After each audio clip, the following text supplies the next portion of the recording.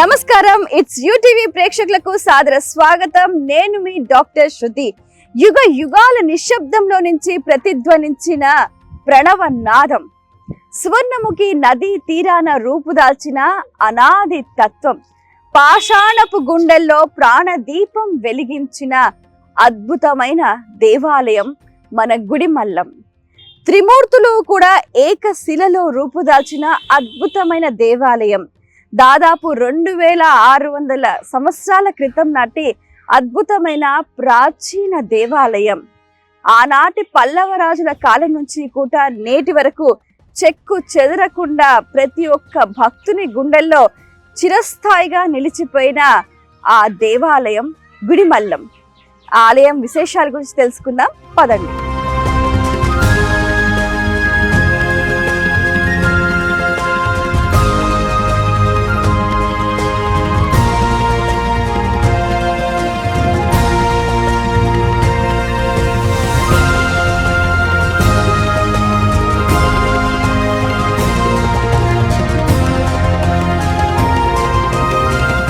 తిరుపతి నుంచి 21 కిలోమీటర్ల దూరంలో సువర్ణముఖి నదీ తీరాన రేణుగుంటకు అతి సమీపాన గుడిమల్లం దేవాలయం భాసిల్లుతోంది.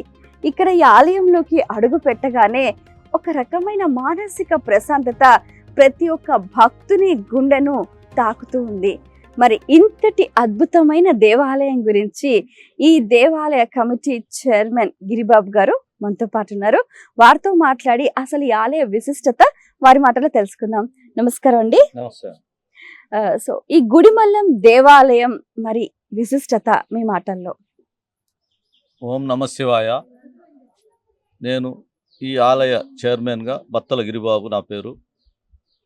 ఈ యొక్క కూటమి ప్రభుత్వం వచ్చినాక ఆలయాల మీద ఎంతో అభివృద్ధి చెందాలని చేయాలనే ఉద్దేశంతో మా ఎమ్మెల్యే సుధీర్ రెడ్డి గారు కూడా ఈ యొక్క గుళ్ళు మీద అన్నిటి మీద బాగా శ్రద్ధ తీసుకొని ఈ యొక్క గుడిమల్లం శ్రీ పరశురామేశ్వర స్వామి ఎంతో అభివృద్ధి చెందాలని మా ఎమ్మెల్యే సుధీర్ రెడ్డి గారు ఎంతో కృతనిశ్చయంతో దీన్ని అన్ని దగ్గరలా దిశ అన్ని వేళ అన్ని ప్రాంతాలకి దీన్ని తెలియజేస్తూ ఉన్నారు. అదేవిధంగా ఈ యొక్క గుడిలో మా యొక్క దేవాలయం నందు కూడా ముందు వచ్చినటువంటి అంబానీ కుటుంబం వారు కూడా 25 కోట్ల రూపాయలు ఈ దేవాలయానికి ఇవ్వడం ప్రకటించడం జరిగింది. ఆ అమౌంట్తో కూడా ఈ దేవాలయాన్ని అభివృద్ధి చేయాలని ఎమ్మెల్యే గారు కూడా ఎంతో కృతనిశ్చయంతో ఉన్నారు. తొందరలోనే ఇవన్నీ కూడా కార్యరూపం చేస్తామని మీ టీవీ ద్వారా తెలియజేస్తున్నాం. ఇది ఆర్కియాలజీ నిపుణులకు కూడా అంతు చిక్కని రహస్యాలు ఈ దేవాలయంలో ఉన్నాయంటారు, నిజమేనంటారా? ఇది అంత పురాతనమైన 2600 సంవత్సరాల క్రితం దాన్ని ఆర్కియాలజీ వాళ్ళు సర్వే చేసి దాని ప్రకారం తెలియజేశారు. 1954లో ఆర్కియాలజికల్ సర్వే ఆఫ్ ఇండియా వాళ్ళు ఈ గ్రామానికి ఇచ్చేసి ఈ గ్రామంలో ఉన్నటువంటి పెద్దల ద్వారా దీన్ని ఆర్కియాలజీ వారు హ్యాండ్ ఓవర్ చేసుకోవడం జరిగింది. వాళ్ళు హ్యాండ్ ఓవర్ చేసుకున్న తర్వాత దేవాలయానికి అన్ని తవ్వకాలు, ఇక్కడ అన్ని రహస్యాలన్నీ ఎలా తెలుసుకోవాలనేసి దీన్ని తవ్వకాలు కూడా చేయడం జరిగింది.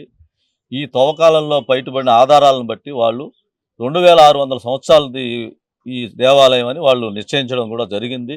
అప్పటి నుంచి ఆర్కియలాజికల్ హ్యాండ్ ఓవర్లో ఉండడం, వాళ్ళు కూడా కొన్ని సంవత్సరాలు ఈ దేవాలయం నందు పూజలు కూడా చేసేది లేదు. అంటే వాళ్ళ ఉద్దేశం ఏంటంటే ఈ మాన్యుమెంట్ని ఇట్నే కొన్ని తరాలకి వచ్చే అందరికీ చూపించాలనే ఉద్దేశంతో ఇక్కడ ఒక మ్యూజియం లాగా దీన్ని వాళ్ళు భద్రపరిచి వచ్చే భక్తులకు చూపిస్తున్నారే కానీ పూజా కార్యక్రమాలు జరిగేది లేదు. అదేవిధంగా ఇక్కడ మాకు దగ్గరలో ఒక రాస్ అనే వాలంటీర్ ఆర్గనైజేషన్ సెక్రటరీ గారు డాక్టర్ మునరత్న నాయుడు గారు ఉన్నారు. వారు ఈ గ్రామానికి వారి అల్లుడుగా ఈ ఊరు వాళ్ళ మామగారు కూడా ఈ గ్రామం సంబంధించిన వాళ్ళు. వారి తరపున మేమందరం గ్రామస్తులు ఆయన్ని వేడుకోగా ఆయన రాష్ట్రపతి అలాంటి పలుకుబడిన వ్యక్తులతో ఆయన 2002 సంవత్సరం నుంచి ఈ యొక్క గుడిమల్లం గుడికి చాలా కష్టపడి ఈ యొక్క పూజల కార్యక్రమాన్ని పూజలు చేసేదానికి ఆయన పర్మిషన్ తీసుకురావడం, ఆర్కియాలజికల్ సర్వే ఆఫ్ ఇండియాలో పర్మిషన్లు తీసుకొచ్చి రావడం ఎంతో గర్వకారణం. ఆ రోజు నుంచి చిన్నగా పూజలు చేసుకుంటూ వస్తూ ఉన్నాం. అదేవిధంగా 2014 నుంచి 19 వరకు కూడా నేను కూడా ఈ చైర్మన్గా ఈ దేవాలయం పనిచేశాను. 2014 సంవత్సరం వరకు అప్పటి వరకు కూడా శివరాత్రి ఈ దేవాలయంలో శివరాత్రి అనేది చేసేది లేదు. 2014లో శివరాత్రి కూడా స్టార్ట్ చేశాం. అప్పటి నుంచి భక్తులకు ఎక్కువగా పత్రికల ద్వారా కానీ ఛానల్స్ ద్వారా కానీ అన్ని విధాలా తెలియజేసిన దానివలన అంతా దేశమంతా నలుమూలలా వ్యాప్తి చెందిన దానివలన ఇప్పుడు ప్రజలు కూడా అధిక సంఖ్యలో వస్తున్నారు. ఆ 14 నుంచి శివరాత్రి స్టార్ట్ చేస్తే భక్తులు కూడా విపరీత సంఖ్యలో పాల్గొనడం, అప్పటి నుంచి భక్తులు రాను భక్తుల సంఖ్య కూడా పెరిగింది. ఈరోజు సుమారుగా రోజు 5 నుంచి 6 వేల మంది భక్తులు వస్తుంటారు. అదే సెలవు రోజుల్లో అయితే 10,000 మంది భక్తులు కూడా రావడం జరుగుతూ ఉంది.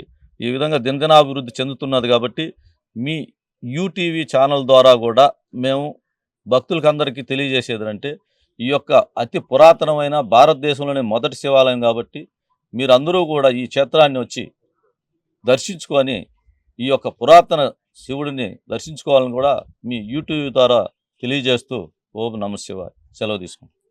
చాలా చక్కగా తెలియచేశారండి. మనం గమనిస్తే కూడా శివాలయం ఆనందవల్లి సమేత పరశురామేశ్వర ఆలయం అని బోర్డు ఉంటుంది. కానీ ఇక్కడ గర్భాలయంలో స్వామివారు త్రిమూర్తి సహితంగా కూడా దర్శనమిస్తున్నారు. ఎంత విచిత్రం అంటే ఇక్కడ అడుగడుగున ప్రతి అణువులో కూడా ఒక వింతలు, విచిత్రాలు, ఒక మహత్యాలు, అంతు చిక్కని రహస్యాలు ఉన్నాయన్నమాట. ఇక్కడ మనం ఆలయంలోకి ప్రవేశించిన తర్వాత ఇక్కడ ఆలయానికి సంబంధించిన నిక్షిప్తంగా ఉన్న రహస్యాలన్నిటినీ కూడా వీళ్ళు ఇక్కడ చక్కగా ఇక్కడ భద్రపరిచారనమాట. పరశురామ మందిరం దేశంలో మరే చోట లేని విధంగా ఇక్కడ గర్భగుడిలో నిటారుగా ఉన్న ఎత్తైన లింగమే ఈ దేవాలయం యొక్క గొప్పదనం అంటూ కూడా అసలు ఈ దేవాలయం ఎప్పటి నుంచి మొదలు పెట్టారు, ఎలా ఉంది, గర్భాలయంలో శివుడు ఏ విధంగా ఉంటాడు, దాదాపుగా క్రీస్తు పూర్వం 2-3 శతాబ్దాల్లో అత్యంత వైభవపేతంగా ఇక్కడ ఈ ఆలయాన్ని నిర్మించారని చెప్తుంటారు. కానీ మనకు రీసెర్చ్ లో తేలిన విషయం ఏంటంటే అంతకంటే పూర్వం నుంచే కూడా ఇక్కడ శివాలయం ఉంది అని చెప్తూ ఉంటారు. ఇక్కడ 3 భాషల్లో కూడా ఈ దేవాలయానికి సంబంధించిన వివరాలను పొందుపరిచారు.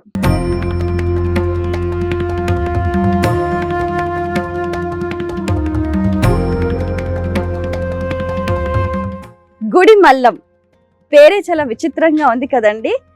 ఒకప్పుడు దీన్ని గుడి పల్లం అనేవారు. అంటే గుడికి ఉపరితలానికి 11 అడుగుల లోతులో శివలింగం ఉండేదట. అప్పటి పల్లవ రాజులు దీన్ని అభివృద్ధి చేసి గుడి కట్టించి ప్రజలందరూ కూడా దర్శించుకునే విధంగా ఏర్పాటు చేశారు. కాలక్రమేణా గుడి పల్లం కాస్త గుడి మల్లంగా కూడా అభివృద్ధి చెందింది. మరి ఈ ఆలయంలో చాలా అద్భుతాలు ఉన్నాయి, చాలా విశేషాలు ఉన్నాయండి. మరి వాటన్నిటి గురించి కూడా తెలియచేయడానికి ఆలయ ఉప ప్రధాన అర్చకులు డాక్టర్ పవన్ కుమార్ శర్మ గారు మనతో పాటు ఉన్నారు. మరి వారితో మాట్లాడి ఒక్కొక్క విషయం తెలుసుకునే ప్రయత్నం చేద్దాం. నమస్కారం అండి గురుగారు. ఈ గుడిమల్లం ఆలయం విశేషాలు అరే మొట్టమొదటిగా ఎక్కడి నుంచి మొదలు పెడతారు? పశ్చిమాభిముఖంగా కూడా మనం లోపలికి ఎంటర్ అయ్యాము. నాట్య గణపతితో ఈ దేవాలయం ప్రారంభం అండి. ఇది రాజగోపురం. నాట్య గణపతితో ఈ దేవాలయం ప్రారంభం అవుతుంది. తర్వాత వల్లి దేవసేన షణ్ముఖ సుబ్రహ్మణ్యేశ్వర స్వామి గారు, అమ్మవారు ఆనందవల్లి దేవి, సూర్యనారాయణ మూర్తిని దేవాలయాలు దర్శించుకుని ప్రధాన దేవాలయం దగ్గరికి వెళ్ళి మొత్తం ప్రతి ఒక్క దేవాలయం విశిష్టత కూడా భక్తులందరికీ తెలియజేద్దాం. నాట్య గణపతితో ఈ దేవాలయం ప్రారంభం అవుతుంది. చూసారా అండి, సకల విఘ్నాలను తొలగించి అభిష్టాన్ని సిద్ధింపచేసే నాట్య గణపతి దర్శనమిస్తుంటారు. చాలా వరకు కూడా మనకు సిద్ధ గణపతి, వర గణపతి అని మనం చూస్తూ ఉంటాం. ప్రసన్న వదనంతో దర్శనమిచ్చే ఆ గణపతి ఇక్కడ నాట్య గణపతిగా ఉన్నారు. అంటే ఏంటంటే శివుడు నటరాజస్వామి, అంటే ఈ ప్రకృతిలో నాదంకి తగ్గట్టుగా లయం. మరి ఇక్కడ ఆ గణపతి కూడా అటువంటి తత్వాన్ని కూడా తాను ఆపాదించుకొని దర్శనమిస్తున్న వైనం మనం గమనించవచ్చు. ఇక్కడ చూస్తే ఈ గుడి రాతి గోడలు అతి ప్రాచీనంగా ఉన్నాయి. అసలు మానవుల శిల్పకళ వైవిధ్యానికి ఇది ఒక దర్పణంగా కూడా నిలుస్తుంది.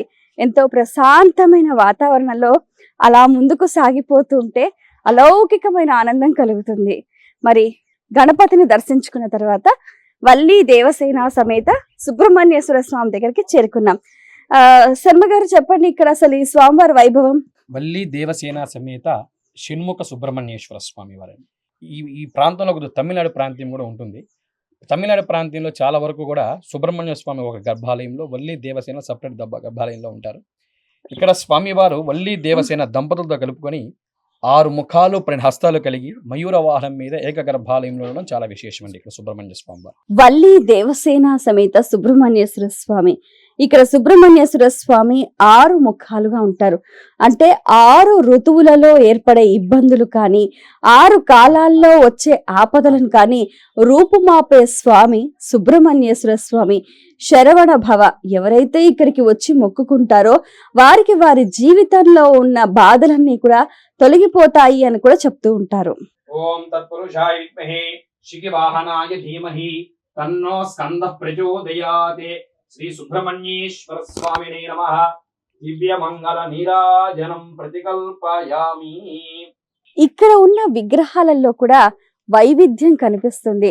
ఇక్కడ మనం సుబ్రహ్మణ్యేశ్వర స్వామి వారి విగ్రహాన్ని ఒక్కసారి పరిశీలించి చూస్తే కూడా ఆ శిల అనేది చాలా అద్భుతంగా ఉంది, చాలా పురాతనంగా ఉంది. నిన్న మొన్న ఇటీవలి కాలంలో రాయి మటుకు కాదు, చాలా పురాతనమైనది, కొన్ని వేల ఏళ్ల సంవత్సరాల నాటిది. మరి అంతటి అద్భుతమైన రూపుని దర్శించుకున్న తర్వాత భక్తులు ముందుకు సాగిపోతూ ఉంటారు. గుడిమల్లం దేవాలయం శివ పంచాయతన క్షేత్రంగా కూడా భాసిల్లుతోంది. ముందుగా గణపతి, తర్వాత వల్లి దేవసేన సమేత సుబ్రహ్మణ్యేశ్వర స్వామిని దర్శించుకున్నాక ఆనందవల్లి స్వరూపిణి అమృత వర్షిణి అయిన ఆ పార్వతి జగన్మాతను దర్శించుకునే ప్రయత్నం చేద్దాం. గర్భాలయంలోకి వెళదాం. సుందర సుమనోహర స్వరూపంతో కూడా ఆ అమ్మవారు దర్శనమిస్తుంది. ఈ తల్లి వైభవం మీ మాటల్లో. మన క్షేత్రంలో పార్వతీదేవి ఆనందవల్లి దేవిగా నామధేయం ఉంటుందండి. లలితా సహస్రనామంలో ఒక్కొక్క పదానికి ఒక్కొక్క అనుసంధానంలో అమ్మవారు ఏ విధంగా అయితే ఆవిర్భవించారో, ఆనందదాయిని అనేటువంటి పదానికి అనుసంధానంగా ఇక్కడ అమ్మవారు ఆనందవల్లి దేవిగా ఆవిర్భవించారు. ఏ క్షేత్రంలో కూడా పార్వతీదేవికి అభయహస్తాలు ఉండవు. ఈ క్షేత్రంలో అమ్మవారు అభయహస్తాలతో నిత్య ఆనందదాయకంగా ఆనందవల్లి నామధేయంతో ఈ క్షేత్రంలో అమ్మవారు. ఇక్కడ ఈ అమ్మవారిని దర్శించుకుంటే ఎటువంటి కోరికలు తీరుతాయండి? మా ఇక్కడ అభయించేటువంటి అమ్మవారి ఆనందవల్లి అమ్మవారు, మా స్వామివారు చెప్పినట్టు ఈ అభయహస్తాలతో ఉంటారు. ఈ క్షేత్రంలో ప్రతి శుక్రవారం అమ్మవారికి కుంకుమార్చన కూడా జరుగుతుంది. భక్తులు కూడా అధిక సంఖ్యలో ఈ కుంకుమార్చనలో పాల్గొంటారు. ముఖ్యంగా ఇక్కడ తెలియజేసేది ఏంటంటే, మా స్వాములు కానీ ఇక్కడ వచ్చిన భక్తుల్లో కూడా నమ్మకం ఏమిటంటే, ఈ యొక్క అమ్మవారిని దర్శించుకొని కుంకుమార్చన చేసుకున్న భక్తులకు మనం న్యాయమైన కోరిక ఏమైతే కోరుకుంటామో ఆ కోరిక తప్పకుండా నెరవేరుతుందని ఇక్కడ భక్తుల యొక్క విశ్వాసం. ఓం నమస్తే. ఓం శ్రీమన్మహాదేవ్యై నమః. ఓం సర్వమంగళమాంగళ్యే శివే సర్వార్థసాధకే శరణ్యే త్రయంబకే దేవి నారాయణీ నమోస్తుతే. శుద్ధలక్ష్మీ మోక్షలక్ష్మీ జయలక్ష్మీ సరస్వతి శ్రీలక్ష్మీర్లక్ష్మీ ప్రసన్నా మమ సర్వదా. శ్రీ ఆనందవల్లి దేవ్యే నమో నమః.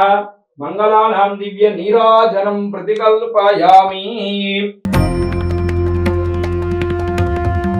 ఆనంద ప్రదాయినిగా అభయవరద హస్తాలతో ఆనందవల్లి ప్రతి ఒక్కరికి కూడా ఆనందాన్ని పంచుతుంది.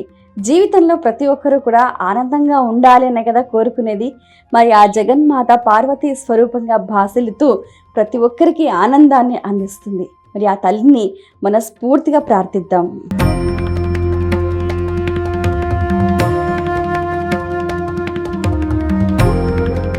మానవ మేధస్సుకు అందని విధంగా ఇక్కడ శిల్ప కళాకారులు అద్భుతంగా ఇక్కడ రాజగోపురాల్ని నిర్మించారు. వాటికి కూడా ఒక ప్రత్యేకత ఉందండి, అది తెలుసుకుందాం. శర్మ గారు, ఇక్కడ మనం చూస్తే కూడా ఈ గోపురాలలో కూడా చాలా వైవిధ్యం కనిపిస్తుంది. ఈ గోపురం, ఆ గోపురం, వాటి ప్రత్యేకత మీ మాటల్లో. మామూలుగా ప్రతి చోట మనకు కనిపించే హైందవ దేవాలయాలన్నీ కూడా ఈ విధంగా గోపురాకృతి ఎక్కువ కలిగి ఉంటాయి. చాలా పురాతనంగా అరుదుగా కనిపించేటువంటి దేవాలయాలకు ఉండేటువంటి గోపురాలు ఇవి. ఏనుగు కూర్చున్నప్పుడు వెనకాల భాగం ఏ విధంగా ఉంటుందో గజపృష్ఠ ఆకారం, ఏనుగు వెనకాల భాగంతో కూడుకున్నటువంటి స్వామివారి గర్భాలయ గోపురం. చౌలరాజులు, పల్లవరాజులు, రాజరాజ పల్లవుల యొక్క పిరిల్లో ఈ దేవాలయం నిర్మించేటప్పుడు శ్రీకృష్ణ దేవరాయల పరిపాలనలో ఉన్నటువంటి దేవాలయాలు చాలా వరకు కూడా ఈ గజపృష్ఠ ఆకారం అనేది కలిగి ఉంటుందని చిహ్నం. గిరిబాబు గారు, మనం గమనిస్తే కూడా ఇది చాలా ప్రాచీన దేవాలయం అనేవారు. అంటే ఒకప్పుడు కూడా గర్భాలయంలో స్వామివారిని ఒక అరుగు మీద పెట్టి పూజించేవారు అన్నారు. అసలు ఇలాంటి గుళ్ళు, గోపురాలు, ప్రాకారాలు ఇవేవి లేవన్నారు. కానీ ఇప్పుడు చూస్తే చాలా అందంగా తీర్చిదిద్దారు. మరి ఆ పైన కలశాలు కూడా సువర్ణమయ కాంతులతోటి కూడా చక్కగా కనిపిస్తున్నాయి. మరి వాటి విశేషాలు? ఈ దేవాలయం నందు అతి పురాతనమైన దేవాలయం కాబట్టి కొన్ని సంవత్సరాల ముందు కూడా ఇక్కడ పూజలు జరిగేది లేదు. ఈ దేవాలయం నందు మా గ్రామస్తులు కూడా ఎన్నో సంవత్సరాల నుంచి కుంభాభిషేకం అనేది చేయాలని ఎంతో దృఢ నిశ్చయంతో ఉన్నారు. కానీ కొన్ని కారణాల వల్ల ఆర్కియలాజికల్ సర్వే ఆఫ్ ఇండియా వాళ్ళు పర్మిషన్ లేని దానివల్ల ఈ దేవాలయాన్ని కుంభాభిషేకం చేయలేక చాలా రోజులు ప్రయత్నం జరగగా ఈ ఆర్కియలాజికల్ సర్వే ఆఫ్ ఇండియా వాళ్ళు కూడా ఈ మాన్యుమెంట్ని కొంచెం రెన్యువేషన్ వర్క్ చేశారు కాబట్టి ఆ టైంలో వాళ్ళని మేము కుంభాభిషేకం చేస్తామని మా ఎమ్మెల్యే గారు కూడా బొజ్జల సుధీర్ రెడ్డి గారు వాళ్ళకి రికమెండ్ చేసి మీరు రెన్యువేషన్ చేస్తున్నారు కాబట్టి ఈ టైంలో మేము కుంభాభిషేకం కూడా చేస్తామని వాళ్ళకి తెలియజేయగా వాళ్ళు కుంభాభిషేకానికి పర్మిషన్ ఇచ్చారు. మాకు నిజంగా మా యొక్క భాగ్యం, ఎక్కడ మా పూర్వజన్మ సుకృతం అనుకుంటాం. మా యొక్క దేవాలయానికి ఎన్ని తరాల నుంచి కుంభాభిషేకం లేని టైంలో మేము 2 నెలల ముందు ఈ కుంభాభిషేకాన్ని అత్యంత వైభవంగా జరుపుకుంటే గ్రామస్తులే కాకుండా వివిధ ప్రాంతాలు, రాష్ట్రాల నుంచి కూడా ఆ కుంభాభిషేకాన్ని తిలకించేదానికి అధిక సంఖ్యలో భక్తులు పాల్గొన్నారు. మాకు నిజంగా మా అదృష్టంగా భావిస్తున్నాం. ఈ కుంభాభిషేకం చేసిన తర్వాత కూడా మా యొక్క దేవాలయానికి భక్తులు కూడా అధిక సంఖ్యలో రావడం కూడా జరుగుతూ ఉంది. ముందు 5,000 వస్తుంటే ఇప్పుడు 7,000, 8,000 మంది ప్రతిరోజు నిత్యం భక్తులు వస్తున్నారు. కాబట్టి ఈ యొక్క కుంభాభిషేక మహత్యం కూడా స్వామివారికి కూడా మళ్ళీ పునర్జీవం పోసినట్లని మా పంతులు కూడా తెలియజేస్తుంటారు. కాబట్టి భక్తులు కూడా అధిక సంఖ్యలో పాల్గొనాలని కోరుకుంటూ సెలవు తీసుకుంటాం.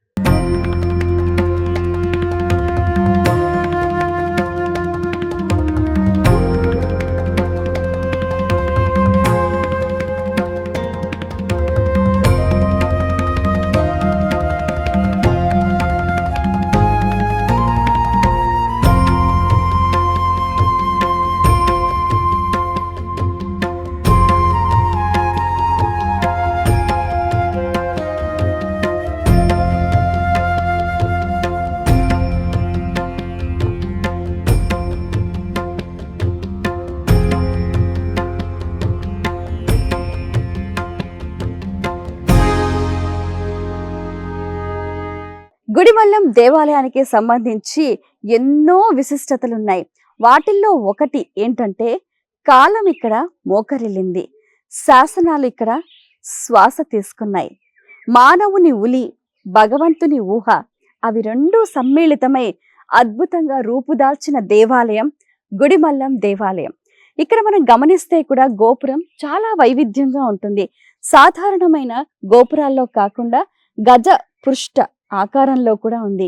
అక్కడ పైన కలశ స్థాపన చేశారు, కుంభాభిషేకాలు నిర్వహించారు, పీఠాధిపతుల ఆశీర్వచనాలు, హంపి పీఠాధిపతి, అలాగే పుష్పగిరి పీఠాధిపతి, అలాగే మరెందరో పీఠాధిపతులు, మరెందరో మహాత్ములు, మరెంతో మంది కూడా ఇక్కడ ఈ నేలను పునీతం చేశారు. పుష్పగిరి పీఠాధిపతులు, అలాగే హంపి పీఠాధిపతులు, వీరే కాకుండా మరెంతో మంది పీఠాధిపతులు ప్రత్యక్షంగా పరోక్షంగా ఈ దేవాలయ సంరక్షణ చేయటమే కాకుండా వారి పాదశక్తితో, తపశ్శక్తితో ఈ ప్రాంతాన్ని సుసంపన్నం చేశారు.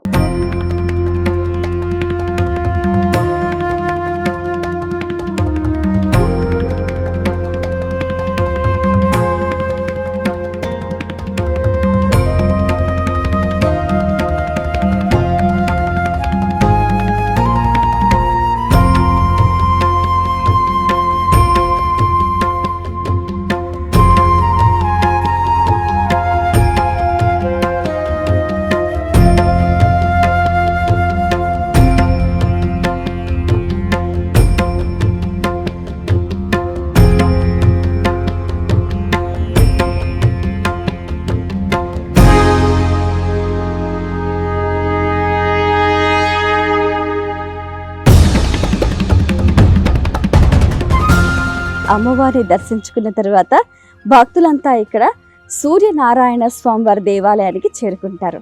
సాధారణంగా మనం గమనిస్తే సూర్యుడు బింబ రూపంలో ఆకాశంలో ప్రత్యక్ష భగవానుడిగా అశేష భక్త జీవరాశికి, భక్త జీవ కోటికి దర్శనమిస్తున్నారు.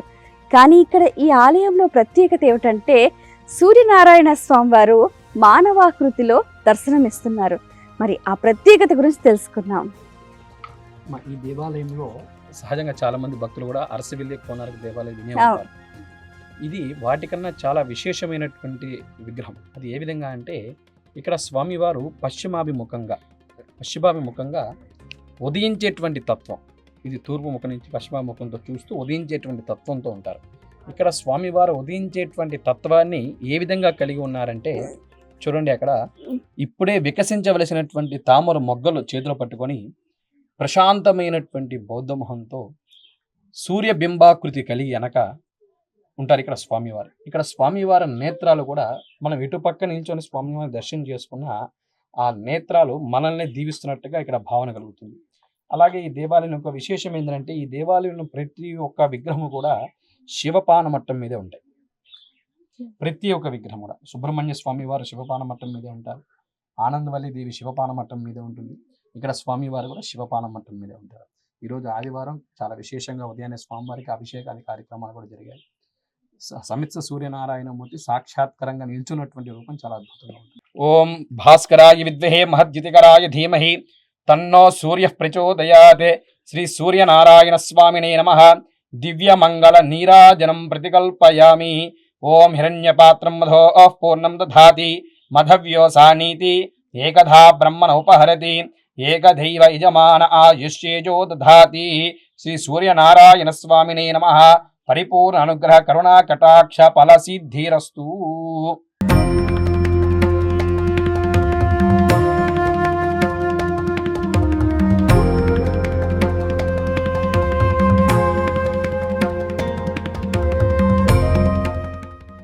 సాధారణంగా ప్రాచీన దేవాలయాలన్నీ కూడా దక్షిణ ముఖద్వారంగా ఉంటాయి. అదే రీతిలో ఆ క్రమంలోనే గుడిమల్లం ఆలయం కూడా మనకు దక్షిణాభి ద్వారంగా కూడా కనిపిస్తుంది. ఇక్కడ ధ్వజస్తంభం మటుకు తూర్పు దిశగా ఉంది. మరి ఈ ధ్వజస్తంభానికి కూడా ఒక ప్రత్యేకత ఉందండి, అది తెలుసుకుందాం. ఇక్కడ లోపల స్వామివారు తూర్పు ముఖాభిముఖంతోనే ఉంటారండి. భక్తులకు దక్షిణ ద్వారము ఉత్తర ముఖంతో లోపలికి ప్రవేశిస్తాం మనం దేవాలయం లోపలికి. ఇక్కడ స్వామివారు తూర్పు దిశగానే ఉన్నారు కనుక ఇక్కడ ధ్వజస్తంభము, బలిపీఠము, నందీశ్వరుడు మూడు కూడా తూర్పు ముఖంలోనే ఉంటాయి. ఈ నందీశ్వరుడికి మరి గోడ ఉంది కదా, స్వామి దారం అట్టు ఉంది కదా, మరి నందీశ్వరుడికి ఎదురుగా స్వామివారు ఉండాలి కదా, అంటే దాని కొరకనే ఇక్కడ కిటికీలు ఏర్పాటు చేస్తున్నారు మనకి. ఆ కిటికీలు ఉన్నా కూడా స్వామివారికి దీనికి మధ్యలో నాడీ సంధానం ఉంది.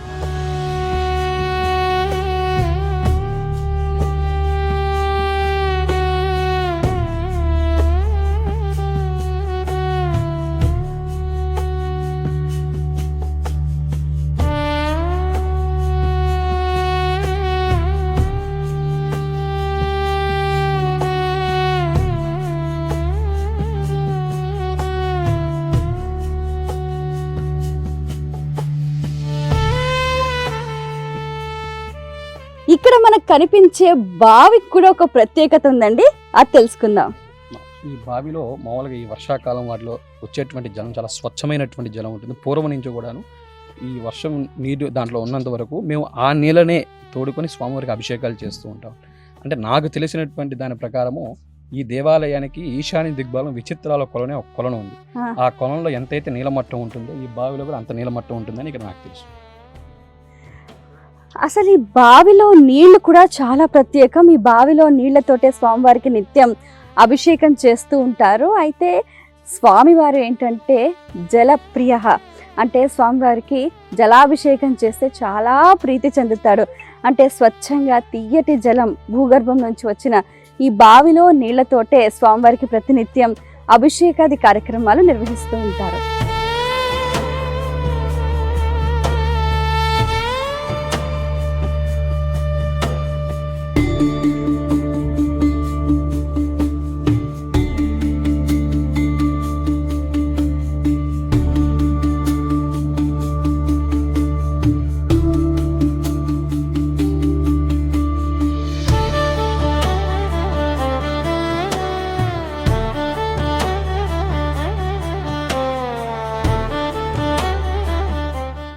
ఇప్పుడు మనం ప్రధాన గర్భాలయంలోకి ప్రవేశిద్దాం. ఇక్కడ ప్రవేశించగానే ఎడం పక్క వైపు చక్కగా దేదీప్యమానంగా సకల విఘ్నాలను తొలగించే ఆ గణపతి వరప్రదాయుడై భక్తులకు అనుగ్రహాన్ని అందిస్తున్నాడు. తలచితనే గణనాథుని, తలచితనే విఘ్నపతిని, తలచిన పనిగా తలచితనే హేరముని, తలచిన నా విఘ్నములు తొలగుట కొరకున్. ఓం విఘ్నేశ్వరాయ నమః.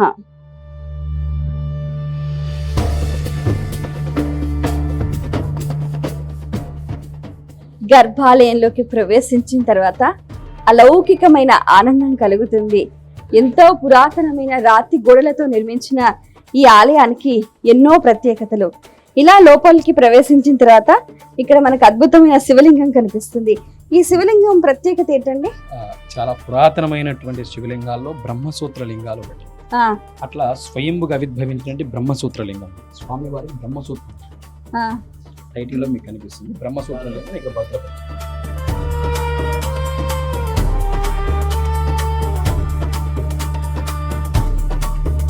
ఇక్కడ ఈ శివలింగం ప్రత్యేకత బ్రహ్మసూత్రంతో నిండిన స్వయంభూగా ఉన్న శివలింగం. ఇక్కడ కనిపిస్తుందా బ్రహ్మసూత్రం? చాలా అద్భుతంగా స్వామివారు లయానాం లింగముచ్చతే అని అంటూ ఉంటారు. అన్నిటినీ తనలోకి లీనం చేసుకునేవారు ఆ ప్రళయకారుడైన రుద్రుడు. పూర్వకాలంలో లోపలికి వెలుతురు, గాలి, నీరు రావడం కోసమని ఏర్పాటు చేసిన వెంటిలేటర్స్ అండి. వీటి గుండా లోపలికి వెలుతురు, గాలి, నీరు కూడా. ఆ నీరు ఇక్కడికి వస్తుంది, కానీ ఇక్కడ ఎప్పుడు నీరు నిల్వ ఉండదు, ఎప్పటికప్పుడు కిందకి వెళ్ళిపోతూ ఉంటుంది. ఈ దేవాలయానికి మామూలుగా ఇప్పుడు వెంకటేశ్వర స్వామి దేవాలయాల్లో నైనార్లు ఉంటారు వరుసగా, అట్లా వాళ్ళ ఆల్వార్లు ఉంటారు వరుసగా. వీళ్ళు శివ నైనార్లు, పైన ఉన్న వాళ్ళందరూ శివ నైనార్లు. ఈయన సుఖాసన గణపతి, సుఖాసనం వేసుకుని ప్రశాంతం కూర్చోవడం సుఖాసన గణపతి. దేవాలయం మళ్ళీ ప్రదక్షిణ ప్రారంభం. చూసారా అండి, మన గణపతి చక్కగా స్థిరసుఖాసనంలో కూర్చున్నారు. ఎంతమంది వచ్చినా, ఎన్ని కోరికలు కోరినా నేనున్నాను అంటూ కూడా స్వామివారు అభయం ఇస్తున్నారు. అలాగే ఈ గోడల పైన కూడా నయనార్ల చిత్రాలు మనకు కనిపిస్తున్నాయి. వర్ణ రంజితంగా, అద్భుతంగా, శిల్పకళా సోయగంతో అలరారే ఆ నయనార్ల చిత్రాలు మనకు గోచరం అవుతూ ఉన్నాయి. చాలా అద్భుతంగా అండి. అసలు ఇక్కడ గమనిస్తే ఈ స్తంభాలు కూడా చాలా గట్టిగా, ఎంతో ప్రాచీనంగా ఉన్నట్టుగా కూడా మనకు కనిపిస్తున్నాయి. ఈ స్తంభాలు కూడా చాలా అద్భుతంగా ఉన్నాయి. అలా ముందుకు సాగుతుంటే ఎంత దేదీప్యమానంగా గురు దక్షిణామూర్తి కూడా ఈ ప్రాకారంలో దర్శనమిస్తున్నారు. మరి ఆ స్వామివారి వైభవం మామూలుగా ఈ పురాతనమైన దేవాలయాల్లో దక్షిణ ద్వారం ఉంటుందండి. ఈ దక్షిణ ద్వారం కూడా లోపలికి రావడానికి విశేషం ఏంటంటే గురు దక్షిణామూర్తి దక్షిణముఖంగా ఉంటారు కనుక ఆ స్వామివారి యొక్క అనుగ్రహంతో గురుబలము, ఉన్నతమైనటువంటి జ్ఞానబోధకము జరుగుతుందని చెప్పి దక్షిణముఖ ద్వారాలు పురాతనమైన దేవాలయాల్లో ఉంటాయి. ఇక్కడ దక్షిణామూర్తిని దర్శిస్తే చాలు సర్వతో ముఖాభివృద్ధి కలుగుతుంది, గురుబలం పెరుగుతుంది అని చెప్తూ ఉంటారు. ఒకసారి మనం కూడా ఆ స్వామివారికి నమస్కరించుకుందాం. ఓం శ్రీ గురు దక్షిణామూర్తే నమః. స్వామివారికి అభిషేకం చేసేటువంటి బిందండి. అవునా? అవును. ఇది అఖండ దీపారాధన. ఆహా. ఇది గంధము సాధన, గంధం రుద్ది సాధన చేసేటువంటి గంధపు సాధన. ఇట్లా చాలా వస్తువులు కొన్ని ఇక్కడ భద్రపరుచున్నారు, కొన్ని చంద్రగిరి కోటలో భద్రపరుచున్నారు. ఎంత విచిత్రం అండి. మనం సాధారణంగా స్టీల్వి, ఇత్తడివి, బంగారం, వెండివి చూస్తాం, కానీ రాయితో చేసిన పాత్రలు ఇక్కడ వినియోగించడం అంటే నిజంగా చాలా అద్భుతం. చూసారా, ఇక్కడ ఇంత పెద్ద గిన్నెలాగా ఉంది, రాయితో చేసిన గిన్నె. మరి ఇందులోనే నీళ్లు తెచ్చి, వారు బావిలో నుంచి నీళ్లు తెచ్చి ఇందులో పోసుకుని స్వామివారికి అభిషేకం చేస్తున్నారు. రాయితో తయారు చేసిన గిన్నె. అలాగే ఇక్కడ చూసారా, ఈ అఖండ దీపానికి కూడా ఈ రాయితో చేసిన ఈ దీపాకృతిలో ఉన్న ఈ వస్తువు చాలా అద్భుతంగా ఉంది. ఇక్కడ శివలింగం ఉంది. అలాగే ఇక్కడ మనకు రకరకాల పూజా ద్రవ్యాలు అన్ని రాళ్లతోటేనండి. ఎందుకంటే ఇది ఆ కాలంలో స్వయం వ్యక్తమైన వస్తువులు అన్నమాట. ఇవి చాలా అద్భుతంగా మలిచారు. మనం ఇంతకు ముందు పైన గజపృష్ఠాకారం చూసాం కదా, ఇక్కడ నిల్చుంటే ఆ గజపృష్ఠాకారం మనకు స్పష్టంగా అర్థమవుతుంది. ఇదంతా కూడా గ్రంథి భాషలో లిఖించబడి, ప్రతి రాయి మీద కూడా గ్రంథి భాషలో లిఖించబడి ఉన్నాయి దేవాలయంలో. అంటే ఏ భాష అండి? గ్రంథి అనేది తమిళంలో ఒక లిపి. ఆహా. ఈ చరిత్రకు సంబంధించి, ఈ ఆలయ ప్రాశస్త్యం గురించి, అలాగే ఈ ప్రాంత విశేషాలకు సంబంధించి కూడా ఇక్కడ ఈ గోడల పైన అద్భుతమైన లిపిలో వాళ్ళు ఆ కాలంలో చిత్రీకరించారు. పల్లవుల రాజుల కాలంలో, అంటే 2వ శతాబ్దం 3వ శతాబ్దంలో, ఆ కాలంలో అన్నమాట. అంటే ఎంత నాలెడ్జ్, అంటే మానవ మేధస్సుకు అందని అతి ప్రాచీనమైన అత్యాధునిక సాంకేతిక పరిజ్ఞానాన్ని ఉపయోగిస్తూ కూడా ఇక్కడ ఈ ఆలయాన్ని నిర్మించినట్టుగా కూడా మనకు తెలుస్తుంది. అభయహస్త వెంకటేశ్వర స్వామి చూసారా అండి? అసలు ఇక్కడ లేని దేవతామూర్తి లేదంటే అతిశయోక్తి కాదు. శివాలయంలో సాక్షాత్తు అభయముద్రతో మనకు వెంకటేశ్వర స్వామి దర్శనం ఇవ్వటం మరో విశేషం. మరి ఇక్కడ స్వామి ఏ విధంగా వెలిసారండి? ఇవి గోష్ఠ దేవతలు అండి. చుట్టుపక్కల ఉన్నటువంటి ప్రాకార దేవతామూర్తులు వీళ్ళు. ప్రాకార దేవతలు యథావిధిగా ప్రతి పురాతనమైన దేవాలయాల్లో వినాయకుడు, దక్షిణామూర్తి, వెంకటేశ్వర స్వామి, బ్రహ్మ లేదంటే బ్రహ్మస్థానంలో లింగోద్భవ మూర్తి, తర్వాత నారాయణి, వీళ్ళు ఖచ్చితంగా కూడా చుట్టూ గోష్ఠ దేవతలు ఉంటారండి యథావిధిగా. వీరు గోష్ఠి దేవతలు అంటారా? ఓకేనండి. అంటే ప్రతి ప్రాచీన దేవాలయంలో కూడా ఆ ప్రాకారంలో ఈ దేవతలు ఉంటారని చెప్తున్నారు. ఏది ఏమైనప్పటికీ కూడా మనకు అభయహస్తంతో చక్కటి వెంకటేశ్వర స్వామి దర్శనం కూడా కలిగిందండి. మరి ఇక్కడికి సమీపంలోనే మనకు తిరుమల కొండపై స్వామివారు వేంచేస్తున్నారు. చూసారా, చక్కటి చిరుమంద హాసంతో అభయహస్తాన్ని అందిస్తూ తిరునామాలు ధరించి ఆ గోవిందుడు భక్తులకు అనుగ్రహాన్ని అందిస్తున్నాడు. ఇప్పుడు మనకు కనిపిస్తున్న ఈ ప్రదేశం, ఇది ఒక స్వరంగ మార్గం. మనకు స్వర్ణముఖి నది కూడా ఇక్కడ ఈ ప్రదేశం మీదుగా గర్భాలయంలోకి ప్రవేశిస్తుంది అని కూడా చెప్తూ ఉంటారు. ఇక్కడ ఈ మనకు గుడిమల్లం ఆలయానికి సంబంధించి మరొక ప్రత్యేకత ఏమిటంటే, ప్రతి 60 సంవత్సరాలకు ఒకసారి కూడా ఈ గుడి మొత్తం గంగా నదితో మునిగిపోతుంది. అలా 2-3 రోజులు ఉన్న తర్వాత అప్పుడు శాంతిస్తుంది ఆ గంగాదేవి అని చెప్తూ ఉంటారు. 60 ఏళ్లకు ఒకసారి గంగాదేవి పూర్తిగా స్వామిని ఆలింగనం చేసుకుంటుంది అని చెప్తూ ఉంటారు. అంటే శివుని జటాజూటంలో ఉన్న ఆ గంగాదేవి కూడా స్వామిని అభిషేకిస్తూ, స్వామి సేవలో తరిస్తూ, స్వామి అనుగ్రహానికి పాత్రలైంది. అలాగే మరి ఆ జలం ఎక్కడి నుంచి వచ్చిందనంటే ఇటువంటి ఈ సొరంగ మార్గం ఈ ప్రదేశం మీదుగా కూడా గర్భాలయంలోకి వెళుతుంది అని కూడా చెప్తూ ఉంటారు. అలాగే ఇక్కడ మనకు ఈ గోడ పైన కూడా, అంటే ఈ ప్రాకార దేవతలలో భాగంగా కూడా చతుర్ముఖ బ్రహ్మ స్వరూపుడు ఆయన కూడా నిల్చున్న భంగిమలో మనకు దర్శనమిస్తున్నాడు. సాధారణంగా బ్రహ్మ ఎప్పుడు కూడా పద్మంలో ఆసీనుడై ఉంటాడు. కానీ ఇక్కడ ఆయన నిల్చున్న భంగిమలో కూడా ప్రాకార దేవతలో భాగంగా కూడా తన అనుగ్రహాన్ని అందిస్తున్నాడు. ప్రాకార దేవతలలో భాగంగా ఇక్కడ మనకు ఒక చిన్న ప్రాంతంలో కూడా మనకు చండీశ్వరులు దర్శనమిస్తూ ఉంటారు. శివాలయంలో మనకు ఎక్కడైతే చండీశ్వరులు దర్శనమిస్తూ ఉంటారో అది శివాలయం అని కూడా చెప్తూ ఉంటారు. అయితే ఆ శివుడికి తాను బద్ధుడై చండీశ్వరుడు భక్తుల రక్షణార్థం ఇక్కడ కొలువై ఉండటం విశేషం. అన్నీ కూడా ప్రాకార దేవతలు ఈ వైపుగా ఉంటే స్వామివారు ఈ వైపుగా స్వామి మూలమూర్తిని చూస్తున్నట్టుగా మనకు కనిపిస్తుంది. ఇక్కడ ప్రాకార దేవతలలో భాగంగా శంకు చక్ర అభయ హస్తాలతో ఉన్న నారాయణీ దేవి భక్తులకు అనుగ్రహాన్ని అందిస్తూ ఉంది. ఈ నారాయణి అమ్మవారి ప్రత్యేకత అండి, దుర్గాదేవి అంశం. దుర్గాదేవి అంశంలో ఇక్కడ నారాయణిగా అమ్మవారి ప్రసిద్ధిగా ఉంటుంది. మహిషి మర్దిని, మహిషిని కింద మహిషి వాహనంగా పెట్టుకుని అమ్మవారు అధిష్టాన దేవతగా ఉంటుందండి. కింద మనం గమనిస్తే కూడా మహిషుడు అనే ఒక రాక్షసుడి పైన కూడా అమ్మవారు నిల్చున్న భంగిమలో ఇక్కడ దర్శనమిస్తుంది.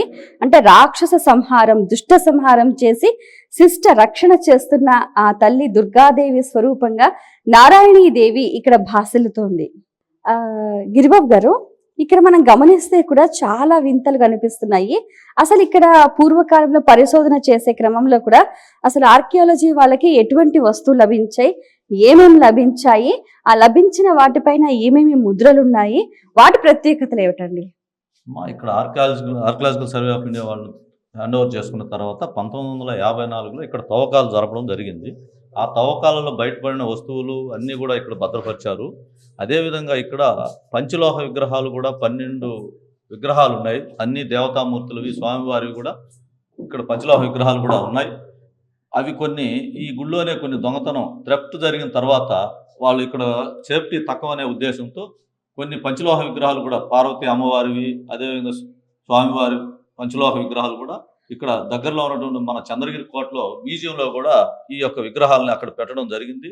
అక్కడ కూడా ఆ కింద కూడా మన గుడిమల్లం దేవాలయం పేరు కూడా ఈ విగ్రహాలు అక్కడి నుంచి లభించాయని కూడా వాళ్ళు తెలియజేస్తూ ఇది కూడా చెప్తా ఉన్నారు.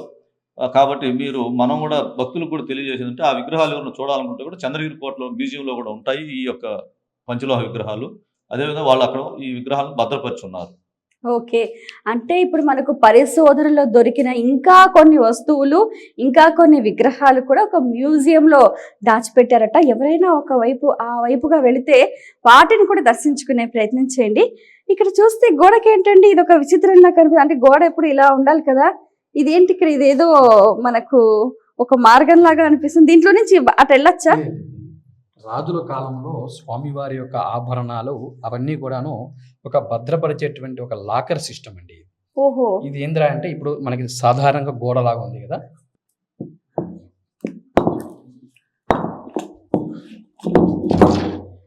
ఇటు ఒక 2 అడుగులు అటు ఒక 2 అడుగులు లోపల విస్తీర్ణం ఉంటుంది. అంటే వస్తువులు భద్రపరచుకోవడానికి ఒక లాకర్.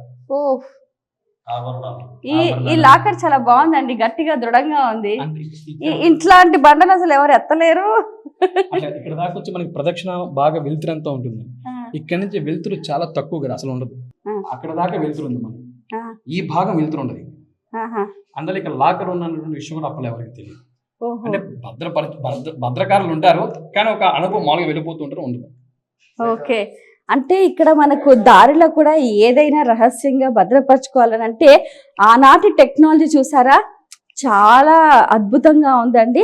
అసలు ఈనాటి వాళ్ళ మేధస్సు కన్నా కూడా 1000 రెట్లుగా వాళ్ళ మేధస్సు చాలా అద్భుతంగా ఉందని చెప్పి మనకు ఈ కట్టడాల ద్వారా, శాసనాల ద్వారా తెలుస్తుంది మనకు. ఇది తూర్పు ముఖం అండి.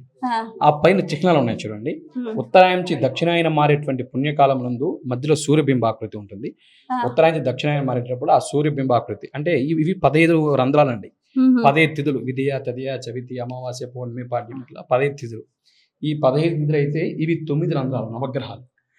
ప్రతి సంవత్సరము కూడా ఈ 15 రంధ్రాల్లో సూర్యకిరణాలు 15 రంధ్రాలుగా పడి ఆ 15 రంధ్రాలు ఈ 9 రంధ్రాలను తాకి ఈ 9 రంధ్రాల కిరణాలు స్వామివారి పాదాలు తాకి విశేషంగా ఉంటుంది. దీనికన్నా విశేషం ఏంటంటే మనం నిల్చున్న ఈ భూమి ఉపరితలం కన్నా 7 అడుగులు పల్లంలో ఉన్నారు స్వామివారు. అయినా ఈ కిరణాలు వెళ్ళి నేరుగా స్వామివారి పాదాలు తాకడం విశేషం. అంటే అప్పుడు ఆ విధంగా దీన్ని రూపొందించారు. అసలు సాధారణంగా ఏంటంటే సూర్యకిరణాలు తాకాలి అని అంటే ఆ సూర్యకిరణాలు ఏ విధంగా వస్తాయి, అలా ఒక స్లాంటింగ్ లో పడతాయి.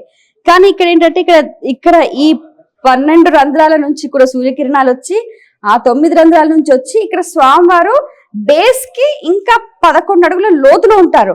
అయినా కూడా స్వామివారి పాదాలకే తాకుతాయట ఆ కిరణాలు. అంటే ఎంత అద్భుతంగా కట్టడం చేశారనంటే అంటే ఈ నిర్మాణ వైశిష్ట్యం అనేది చాలా వైవిధ్యంగా ఉంది ఇక్కడ.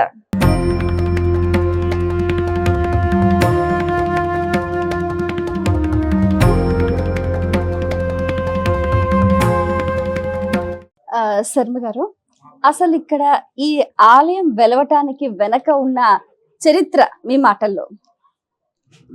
శ్రీ గురుభ్యో నమః. హరి ఓం. గురవే సర్వలోకానాం విషజే భవరోగిణాం నిధయే సర్వవిద్యానాం దక్షిణామూర్తయే నమః.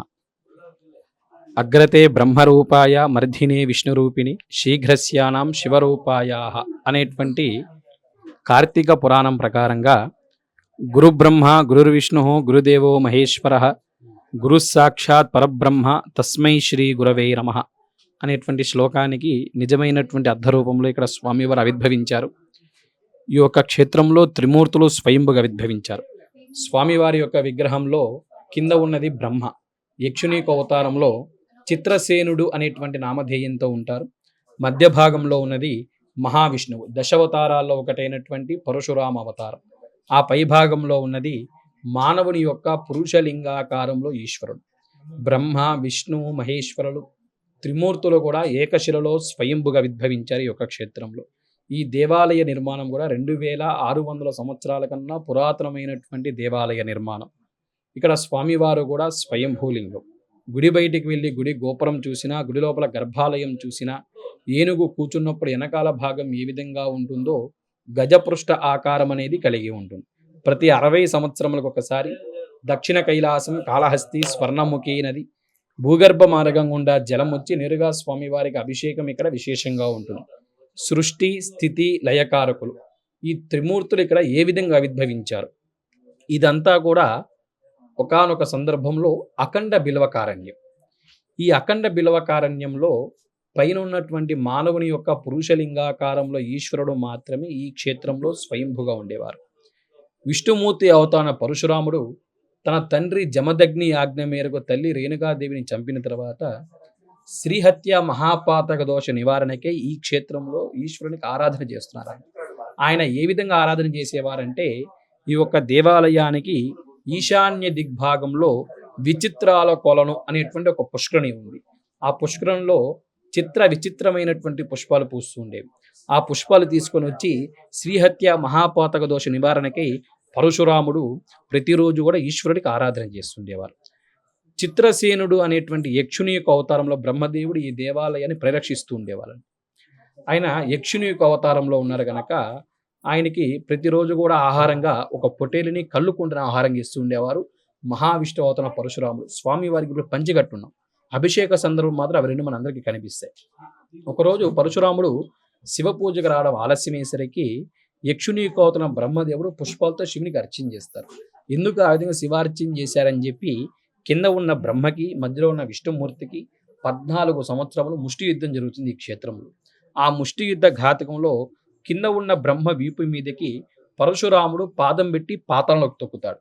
తొక్కిన ఆ సందర్భంలో అక్కడ ఉన్నటువంటి భూమి పల్లాంలో కిందకి వెళ్ళింది కనుక గుడి పల్లం, అది కాలక్రమేణా వాడుక భాషలో గుడి మల్లాం కింద మారింది.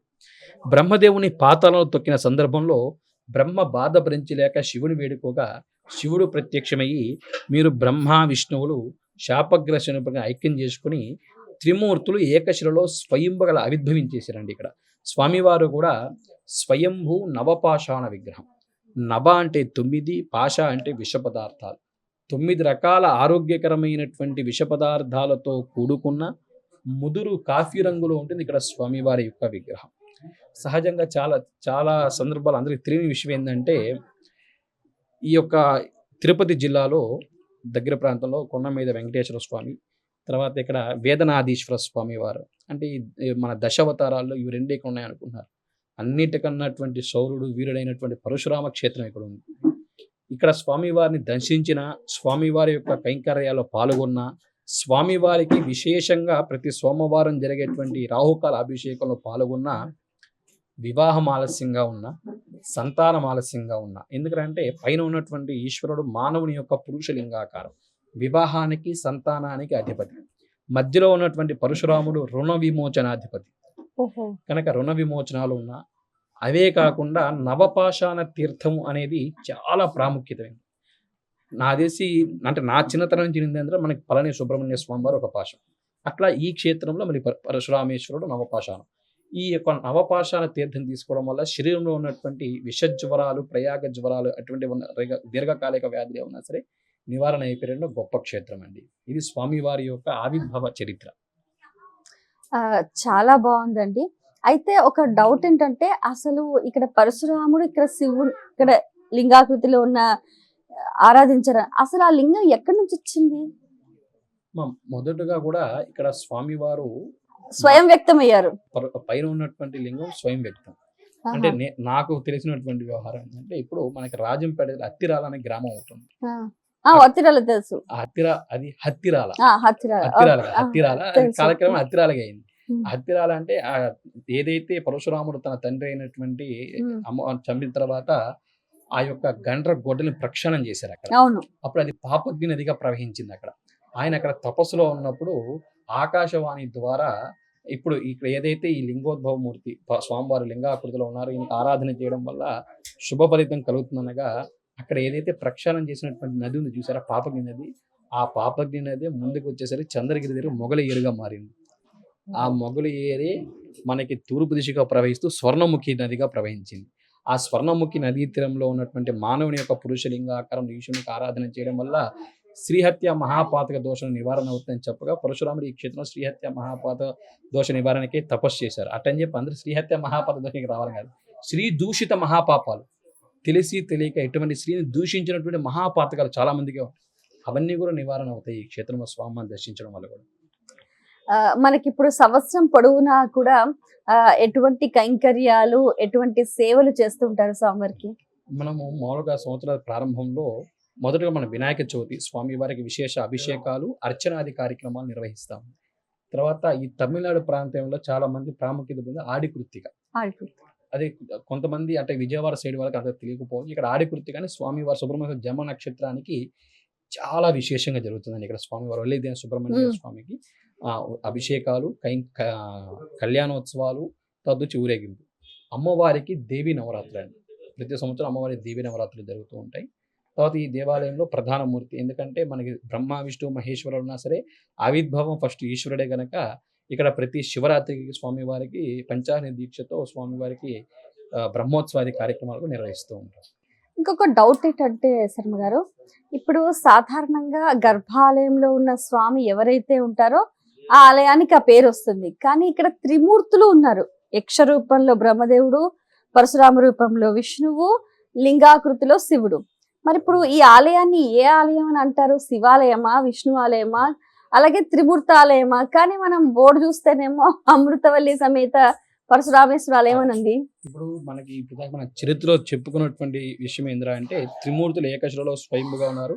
కానీ ఇక్కడ మొదలుగా కూడా స్వామివారి ఈశ్వరుడే స్వయంభుగా ఉన్నారు. తర్వాత వీళ్ళు శాప పరిహారార్థంగా ఈ క్షేత్రానికి వచ్చి ఇక్కడ స్వయంభుగా ఆవిర్భవించారు.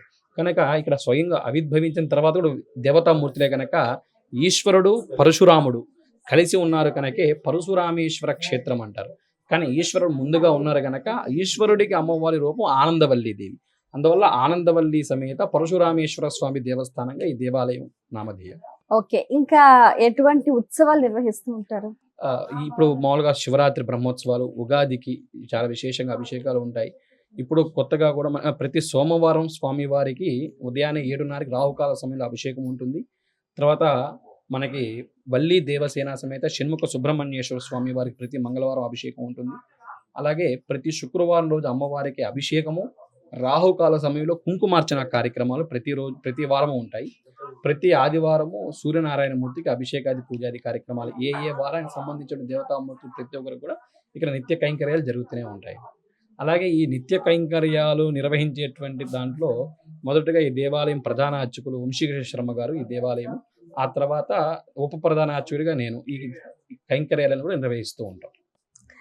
గురుగారు, ఇప్పుడు ఈ గుడిమల్లం దేవాలయానికి వస్తే భక్తులకు ఎటువంటి ప్రయోజనాలు, అంటే వాళ్ళ ఏ కోరికలు తీరుతూ ఉంటాయి? అంటే ఇప్పుడు రకరకాల మంది భక్తులు రకరకాల కోరికలతో వస్తూ ఉంటారు. ఒక్కొక్క దేవాలయానికి ఒక్కొక్క మహత్తు ఉంటుంది. అలాగే గుడిమల్లం దేవాలయానికి ఉన్న మరొక మహత్తు. ఈ దేవాలయంకి భక్తులు ప్రాముఖ్యంగా దేని కొరకు రావాల్సి వచ్చి దేని కొరకు చేసుకోవాలి అంటే, వివాహం ఆలస్యంగా ఉన్నా, సంతానం ఆలస్యంగా ఉన్నా, రుణ బాధలు ఉన్నా, దీర్ఘకాలిక వ్యాధులు ఏమైనా ఉన్నా సరే ఈ స్వామివారికి అభిషేక సంకల్పము, అభిషేకం తిలకించి ఏదైతే స్వామివారికి అభిషేకం చేసినటువంటి పంచామృత ద్రవ్యాన్ని స్వామివారి పైనుంచి తీసిన తర్వాత భక్తులకు ఇస్తామో ఆ యొక్క ద్రవ్యాన్ని వాళ్ళు తీర్థంగా స్వీకరించడం వల్ల ఈ యొక్క సందర్భాలు ఇవే కాకుండా వాళ్ళ మనస్సంకల్ప సిద్ధి అనేది ప్రతి దేవాలయంలో జరుగుతూ ఉంటుంది. ప్రాముఖ్యంగా ఈ దేవాలయంలో వివాహం ఆలస్యంగా ఉన్నా, సంతానం ఆలస్యంగా ఉన్నా, రుణ బాధలను ముఖ్యంగా స్వామివారికి అభిషేకాలు చేసుకొని భక్తిగా శ్రద్ధతో స్వామివారికి విన్నమించుకుంటే అవి ఖచ్చితమైనటువంటి విజయాలు సాధిస్తారు. ఈ దేవాలయంలో అంటే చాలా వరకు భక్తులు కూడా అభిషేకాలు చేసి 7 సంవత్సరాలు 10 సంవత్సరాలు పిల్లలు లేనటువంటి వ్యక్తుల వాళ్ళు కూడా స్వామి ఈ విధంగా పిల్లలు కలిగారు స్వామి అని చెప్పి వాళ్ళు మళ్ళీ గుడికి వచ్చి అభిషేకం చేసుకునే వీళ్ళు కూడా చాలా మంది ఉన్నారు.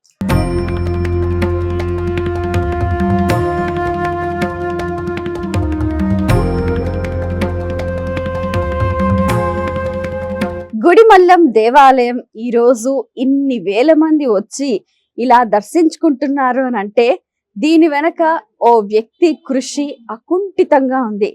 ఆయన ఎంతో శ్రమపడి భక్తులకు ఈ గుడిని చేరువ చేయడానికి చాలా కృషి చేశారు. మరి ఆ కృషి ఏంటో, ఆ కష్టం ఏంటో వారి మాటలో తెలుసుకుందాం. ఓం నమ శివాయ. మనం ఈరోజు ఈ యొక్క శివాలయంకు భక్తులను అధిక సంఖ్యలో ఇక్కడికి చేరవేసే క్రమంలో మేము మా యొక్క ప్రయత్నాలు కొన్ని మీ యొక్క ద్వారా భక్తులకు తెలియజేస్తున్నాం. భారతదేశంలోనే మొదటి శివాలయం ఈ శివాలయానికి భక్తులకు తెలియని రోజుల్లో 2014లో కూడా నన్ను ఈ యొక్క ఆలయానికి చైర్మన్గా చేయడం జరిగింది.